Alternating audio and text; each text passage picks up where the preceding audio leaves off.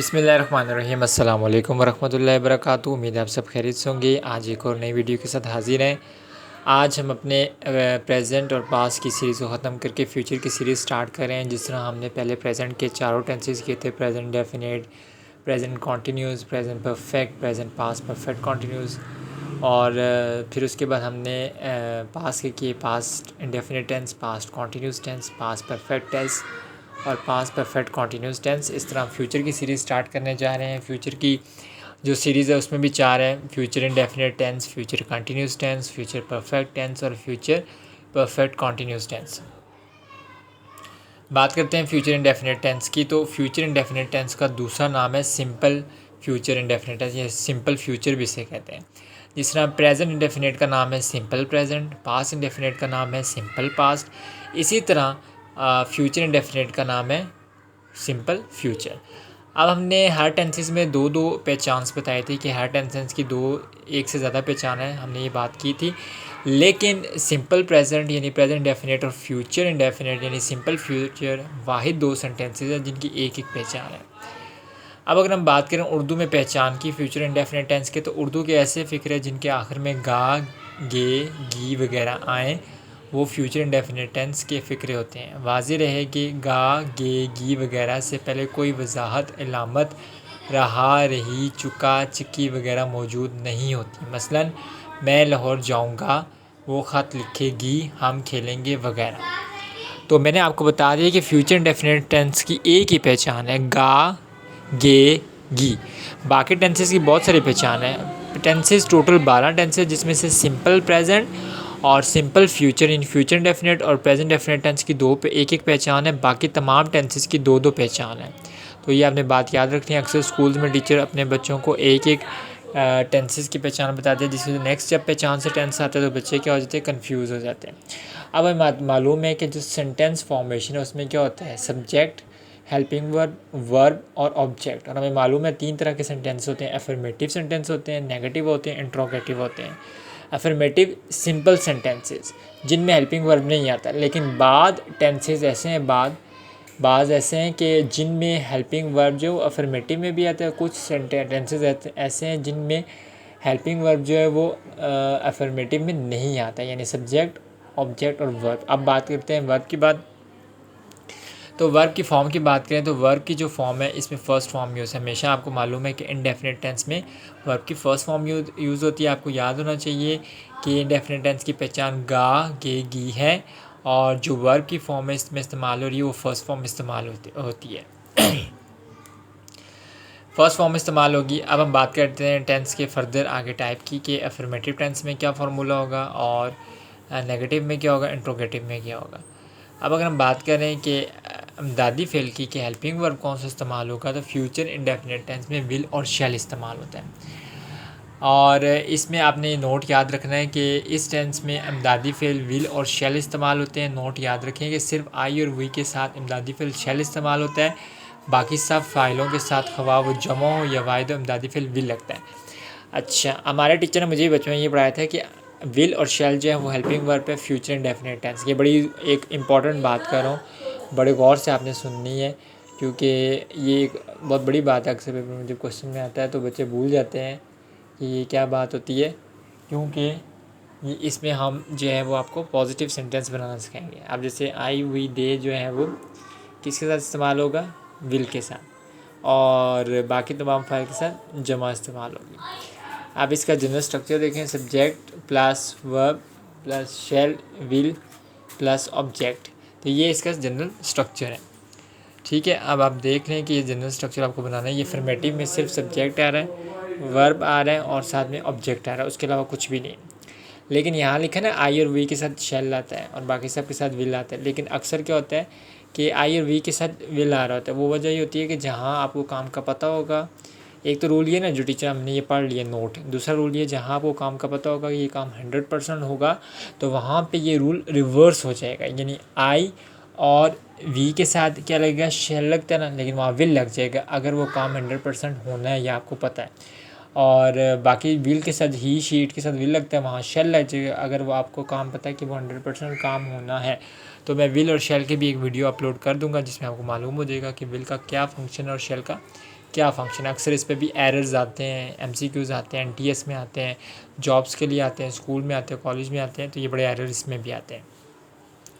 अब 3 तरह के सेंटेंसेस होते हैं, आपको पता है। अफर्मेटिव सेंटेंस होते हैं, नेगेटिव होते हैं, इंट्रोगेटिव होते हैं। अफर्मेटिव सेंटेंस जो होते हैं वो सादा जुमले, मस्बत जुमले, पॉजिटिव सेंटेंस जिन्हें कहते हैं। और उसके बाद हम बात करें तो नेगेटिव सेंटेंसेस नॉट वाले, इन हेल्पिंग वर्ब पे नॉट आते हैं। और इंट्रोगेटिव सेंटेंसेस वो होते हैं जिनमें हेल्पिंग वर्ब जो है स्टार्ट में आ जाते हैं, सवालिया जुमले जिन्हें हम कहते हैं। तो यहाँ पे मस्बत जुमले की बात करें तो इस टेंस के मस्बत फ़िक्रों का तर्जुमा दरज़ैल कुलिये के मुताबिक किया जाता है, यानी सबसे पहले फ़ाइल यानी सब्जेक्ट, फिर अमदादी फ़ेल, विल और शैल यानी हेल्पिंग वर्ब, फिर वर्ब की फर्स्ट फॉर्म और आखिर में ऑब्जेक्ट आ जाता है। तो ये मैंने आपको बता दिया। सबसे पहले आप सब्जेक्ट लिखेंगे, फिर आपने ये ऊपर आप देख सकते हैं, फिर प्लस विल और शैल, और फिर प्लस फर्स्ट फॉर्म, और फिर प्लस ऑब्जेक्ट। तो ये स्ट्रक्चर है। मैं पहले भी कह चुका हूँ, कुछ सेंटेंसेस में हेल्पिंग वर्ब आता है पॉजिटिव सेंटेंसेस में, कुछ में हेल्पिंग वर्ब पॉजिटिव सेंटेंसेस में नहीं आता। कुछ एग्जांपल्स देखते हैं जिससे हमें बेहतर तरीके से समझ आ सके। तो हमारे पास जो स्ट्रक्चर है वो है subject plus helping verb will और शैल। टीचर ने क्या बताया था, आई और वी के साथ विल लगेगा, बाकी तमाम जो प्रोनाउंस उनके साथ शैल लगेगा, जो हमें टीचर ने बताया था। प्लस वर्ब की फर्स्ट फॉर्म प्लस ऑब्जेक्ट। यहाँ कुछ एग्जांपल्स दिए हैं, देख लेते ताकि हम बाग में जाएंगे। अब यहाँ पहचान है ये गे फ्यूचर इंडेफिनिट टेंस है, तो वी आ गया। वी के साथ क्या लगता है, विल लगेगा। शैल मैंने पहले कहा था, शैल आई और वी के साथ शैल लगेगा। We shall go to the garden. Sobia फूल तोड़ेगी, Sobia will pluck flowers. Nasir सच बोलेगा, Nasir will speak the truth. अब यहाँ हम देखें, गौर करें तो नासिर के साथ ये सिंगुलर है, ही है, यानी इसके साथ विल लगा है, जबकि वी के साथ हमने क्या यूज़ किया, शेल।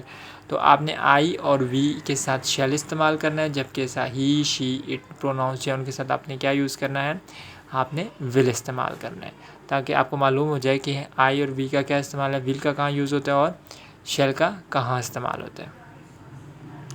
अब हम बात करते हैं नेगेटिव सेंटेंसेस की। नेगेटिव सेंटेंसेस की अगर हम बात करें तो ऐसे सेंटेंसेस जिसमें नॉट यूज़ होता है। इस टेंस के नफ़ी फ़िक्रे बनाने के लिए दर्जैल कुलिये के मुताबिक अमदादी फ़ेल शेल और विल के फ़ौरन बाद नॉट लगाया जाता है।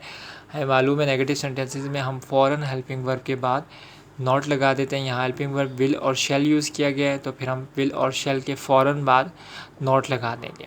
अब अगर हम यहाँ पे जनरल स्ट्रक्चर की बात करें तो सबसे पहले आपका क्या आएगा, सब्जेक्ट आएगा, फिर सब्जेक्ट को देखते हुए हेल्पिंग वर्ब आएगा। अगर सब्जेक्ट आई हुई है तो शेल आएगा, अगर सब्जेक्ट आई हुई के अलावा तो विल आएगा, फिर वर्ब की फ़र्स्ट फॉर्म आएगी, और उससे पहले सेंटर में दोनों के क्या आ जाएगा, नॉट आ जाएगा, और साथ में क्या आ जाएगा, ऑब्जेक्ट आ जाएगा। यहाँ कुछ एग्जांपल्स दी हुई हैं जो हमने देखनी है। पहली फर्स्ट एग्जांपल हमारे पास है, मैं झूठ नहीं बोलूँगा, तो नहीं आ गया, नॉट। मैं आई है, आई के साथ हमेशा क्या लगता है, आई शैल नॉट टेल अ लाई। अली अपने जुर्म का एतराफ़ नहीं करेगा, अली विल नॉट कन्फेस, कहते हैं एतराफ़ करना, यानी अगर आप अपना कोई जुर्म मानते हैं या नहीं मानते वो अलग बात है, लेकिन अगर इकरार करने की इंग्लिश जो है वो कन्फेस है। इसके अलावा आपकी वोकैबुलरी भी स्ट्रॉन्ग होनी चाहिए, जितनी स्ट्रॉन्ग वोकैबुलरी होंगी उतने आपके अच्छे मार्क्स आएंगे। तो अपनी वोकैबुलरी को भी आप क्या करें, स्ट्रॉन्ग करें। हम इनकी मदद नहीं करेंगे, we shall not help them, तो वी है, वी के साथ हमेशा क्या लगता है, वी के साथ हमेशा शैल लगता है, तो we shall not help them. तो ये कुछ एग्जांपल दी गई थी पॉजिटिव नेगेटिव सेंटेंसेस की, कि नेगेटिव सेंटेंसेस में नॉट जो है वो हेल्पिंग वर्ब के बाद आता है। जैसे शैल हेल्पिंग वर्ब है, इसके बाद नॉट आ गया, विल हेल्पिंग वर्ब है, इसके बाद नॉट आ गया, इसके नीचे शैल हेल्पिंग वर्ब है, तो इसके बाद क्या आ गया, नॉट आ गया। तो नेगेटिव सेंटेंसेस उम्मीद है आपको बनाने आ गया। अगर आपको कोई भी प्रॉब्लम हो तो आप कमेंट में मुझे पूछ सकते हैं, और मैं आपका कमेंट में इंशाल्लाह जल्द से जल्द आंसर देने की कोशिश करूँगा, ताकि आपको जो भी प्रॉब्लम है वो दूर हो सके। नेक्स्ट है हमारा इंट्रोगेटिव सेंटेंसेस, सवालिया फ़िक्रे। और सवालिया फ़िक्रे बनाना बहुत ही आसान है, क्योंकि इसके शुरू में क्या आ जाता है, आपका हेल्पिंग वर्ब आ जाता है। तो सवालिया फ़िक्रे बनाने के लिए दर्ज झैल कुलिये के मुताबिक अमदादी फ़ेल शैल विल को सब्जेक्ट से पहले इस्तेमाल किया जाता है। यानी अगर आपने क्वेश्चन इंट्रोगेटिव सेंटेंसेस बनाने हैं तो उसमें आप सबसे पहले शैल और विल को स्टार्ट में ले आएंगे। जैसे विल शैल स्टार्ट में आ गया, प्लस सब्जेक्ट और प्लस ऑब्जेक्ट, और उसके सेंटर में फर्स्ट फॉर्म आ जाएगी जो भी आपकी हेल्पिंग वर्ब होगी। तो आपने अगर इंट्रोगेटिव बनाने हैं तो सबसे पहले helping verb plus subject plus first form verb की, और प्लस ऑब्जेक्ट। और यहाँ कुछ एग्जांपल्स दी हुई हैं ताकि बेहतर तरीके से अंडरस्टैंड किया जा सके। फर्स्ट है, क्या तुम बड़ों की इज़्ज़त करोगे? क्या है तुम, क्वेश्चन मार्क, क्या, तो will you respect the elders? Elders कहते हैं बड़ों को। नेक्स्ट है, क्या वो अपनी पढ़ाई जारी रखेगी? Will she continue her studies? Next है, क्या वो अपना वादा पूरा करेगा? Will he fulfil his promise? तो यहाँ पे सवाल ये पैदा होता है कि इन तमाम सेंटेंसेस में जो है वो वी और आई का इस्तेमाल इसलिए नहीं है, इसलिए हमने यहाँ पे शैल का यूज़ नहीं किया। अगर हमारे पास वी या आई आ जाता तो फिर हम यहाँ पे शैल का इस्तेमाल करते हैं।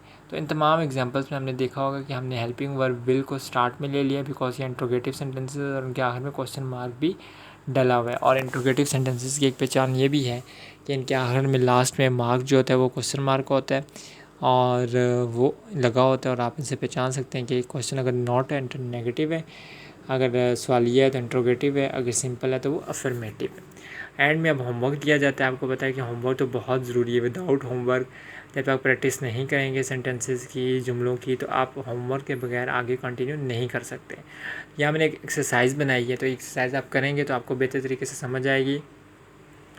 फर्स्ट है, पाकिस्तान तरक्की करेगा, तो पाकिस्तान विल प्रोग्रेस, वो ये नज़म ज़ुबानी याद करेगा। He will learn this poem by heart, लोग इंकलाब के लिए जद्दोजहद करेंगे। पीपल, वो बहुत मुश्किल है, पीपल विल स्ट्राइक फॉर, इनकलाब कहते हैं तब्दीली या जो चेंज, मैं इसका एतबार नहीं करूँगा। I will not trust on him, मदारी करतब नहीं दिखाएगा। द जगलर विल नॉट, करतब दिखाना है, will not make a show, जो भी होगा वो जुर्माना अदा नहीं करेगा। ही will not pay the fine. तो ये कुछ यहाँ आपको दिए हैं। और यहाँ पे नेक्स्ट एक्सरसाइज में नोट दिया हुआ है कि मदरसे बाला फ़िक्रों का मदरसा प्रैक्टिस में मौजूद है। इसी तरह की एक और एक्सरसाइज मैंने बताई है जिससे आपका माइंड शार्प हो और आप टेंस को रिकग्नाइज और पहचानने में आपको आसानी हो। और वो जो एक्सरसाइज है वो आपके लिए बहुत ही मुफीद और फ़ायदेमंद है। अगर आप उसकी प्रैक्टिस करेंगे तो आप, मुझे यकीन है कि आपको टेंस बेहतर तरीके से समझ आएगा। अब यहाँ प्रैक्टिस क्या है कि फ्यूचर इंडेफिनिट टेंस को मद्देनज़र रखते हुए मदरसे झैल फ़िक्रों में मौजूदा गलतियों को दुरुस्त करें। तो पाकिस्तान शैल प्रोग्रेस, तो पाकिस्तान विल प्रोग्रेस। और प्रोग्रेस्ड नहीं होगा, प्रोग्रेस होगा क्योंकि फर्स्ट फॉर्म यूज़ होती है। He will learning the poem by heart, he will learn the poem by heart because first form. People will struggle for revolution, people will struggle, ED नहीं होगा first form. I shall not trusting नहीं होगा, trust him होगा। तो ये कुछ आपको मैंने एक्सरसाइजेस बना के दी हुई हैं। द जगलर विल नॉट शॉर्ट हिज फीट्स, शॉर्ट नहीं शो होगा। He has not pay the money, he has no, he will not pay the money, fine. Where horses graze in the pasture, तो where horses graze नहीं होगा बल्कि where के वार की जगह क्या हो जाएगा, will horses graze in the pasture. तो अगर आप मेरे चैनल पर नए हैं तो आपसे रिक्वेस्ट है कि इस चैनल को काइंडली सब्सक्राइब करें, लाइक करें और शेयर करें और बेल आइकन को दबाएं ताकि आपको मेरे आने वाली हर वीडियो जो है वो पहले मिल सके और आपको उसका नोटिफिकेशन आ सके।